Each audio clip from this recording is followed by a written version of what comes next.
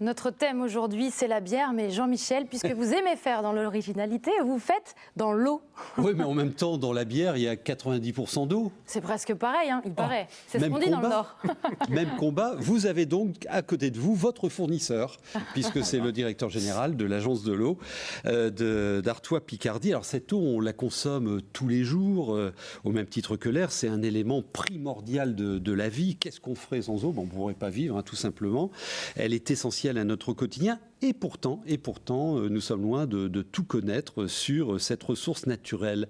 Alors l'eau, si précieuse, est-elle en danger ? Écoutez, d'abord, je suis ravi en tant que DG de l'agence de l'eau Artois Picardie de passer avec un producteur de bière, effectivement. Votre client.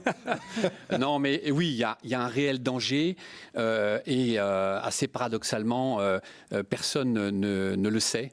En fait, dans cette région, comme dans beaucoup d'autres régions, il y a un danger à la fois sur le côté qualitatif et à la fois, et c'est assez étonnant, sur le côté quantitatif. Seulement 22% de nos cours d'eau dans le bassin Artois-Picardie sont en bon état. Certains captages, dans certains captages pour l'eau potable, le niveau de la qualité se dégrade.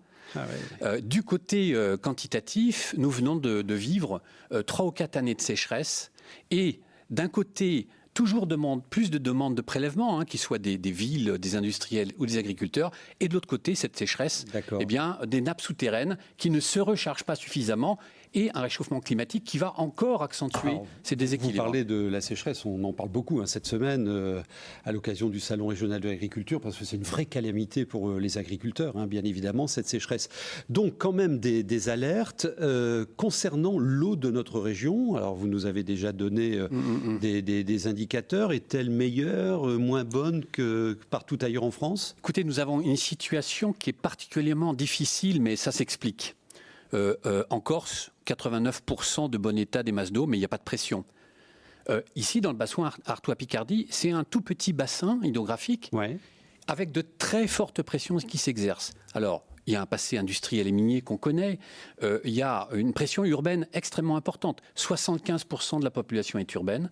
Et puis une pression agricole également, pollution diffuse, avec une agriculture souvent assez intensive. Donc beaucoup de pression sur un petit territoire. Et comme dirait Jacques Brel, un territoire plat, très peu d'écoulement. Donc très peu de vitesse d'écoulement.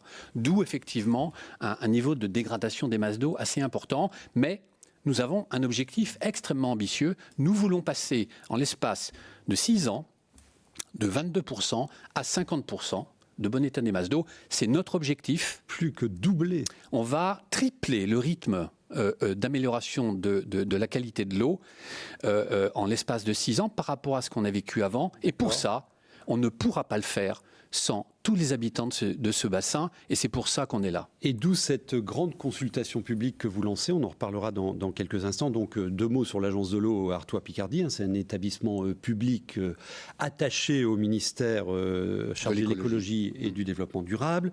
Vous êtes 6 agences de l'eau en France, vous avez des grands terrains de jeu, Artois-Picardie en ce qui vous concerne. Ça a été créé par la loi de l'eau, et en gros, votre boulot, c'est de participer à la mise en œuvre des politiques nationales relatives à l'eau, au milieu aquatique exactement. Tiens, je fais un petit sondage.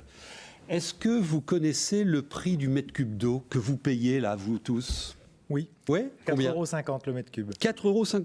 Oui, mais lui, c'est normal qu'il le sache. Je peux copier. Est-ce que je peux copier et faire genre que vous savez ? Tout à l'heure. Très exactement, 4,95 €, c'était le prix 2019 sur votre région du Pas-de-Calais. Vous aviez révisé là ? Non, il a payé pas donné les questions.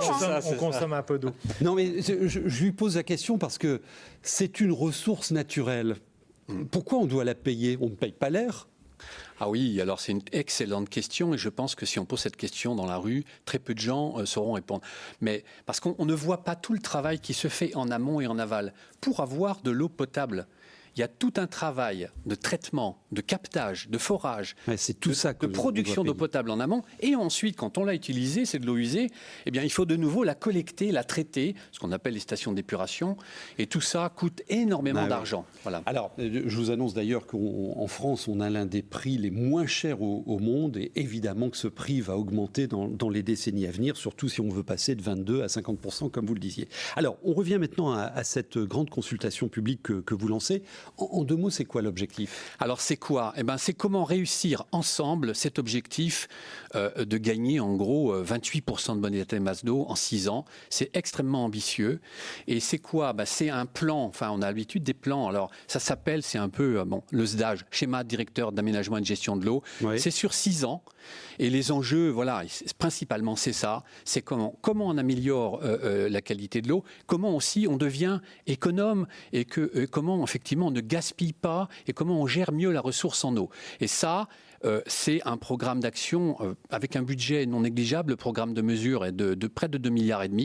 L'agence de l'eau, là-dessus, met 30 à 40% du budget, donc beaucoup de moyens. Et Thierry Watin nous dit on ne pourra pas le faire seul. Une dernière question, vous reviendrez ici 6 semaines parce que vous organisez 6 grands rendez-vous. Le premier aura lieu, notez bien la date, le mardi 16 mars à 19h, en digital bien évidemment, diffusé sur le Facebook de La Voix du Nord et sur le site de La Voix du Nord également. Premier sujet que vous allez traiter, les zones humides. En 2 mots. En 2 mots, les zones humides, on a perdu les 2 tiers des zones humides en 50 ans. Donc c'est un poumon. Voilà. Alors c'est partout. On détruit, que ce soit dans les villes ou dans les campagnes, beaucoup les zones humides. Et pourtant, c'est une ressource irremplaçable à la fois pour filtrer, pour capter le carbone. Ça fait un effet d'éponge, etc. Ah non, mais voilà, c'est indispensable. Il faut absolument qu'on protège nos zones humides, nos marais, nos tourbières, etc. Et ça, c'est ce qui nous fera gagner l'objectif d'ailleurs. Margot, vous notez 2 adresses de sites internet très intéressantes. Oui. D'abord, il y a une masse d'informations, elles sont à l'écran, au-artois-picardie.fr, et vous aurez toutes les coordonnées et dates de ces 6 rendez-vous. Agissons pour l'eau. Allez-y, voilà, c'est là que le grand public peut donner son avis, peut consulter tous ces documents, et on attend vraiment qu'ils soient présents. On se mobilise tous et on va se rejoindre, on va se retrouver pendant 6 semaines, tellement ce sujet est avec grand plaisir. Merci beaucoup Thierry, merci beaucoup Jean-Michel. Merci.